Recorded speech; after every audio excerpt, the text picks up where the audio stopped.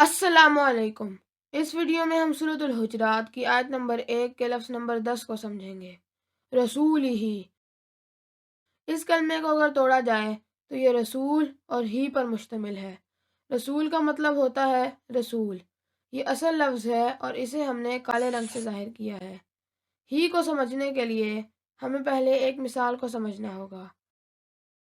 ہم یہ دیکھیں گے کہ عربی زبان میں کلمے کے آخر میں ہے کن کن معانی میں استعمال ہوتا ہے۔ مثلاً اگر ہم نے یہ کہنا ہو اس ایک مذکر کا قلم تو ہم عربی میں کہتے ہیں قلمہ۔ اسی طرح اس ایک مؤنث کا قلم کہنا ہو تو عربی میں قلمہا بولا جاتا ہے، اور اگر کہنا ہو ان دونوں کا قلم تو عربی میں قلمہما کہا جاتا ہے، اور اگر کہنا ہو ان 3 یا 3 سے زائد مذکر کا قلم تو عربی میں اس کے لیے قلمہم استعمال ہوتا ہے۔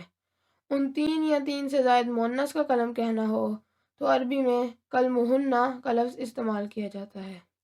اس مثال سے واضح ہے کہ جب لفظ کے آخر میں ہے آ جائے، بے شک اس کے اوپر کوئی بھی اعراب ہو، ہر حالت میں مطلب ہوگا اس کا، یعنی رسول ہی کا مطلب بنا اس کے رسول۔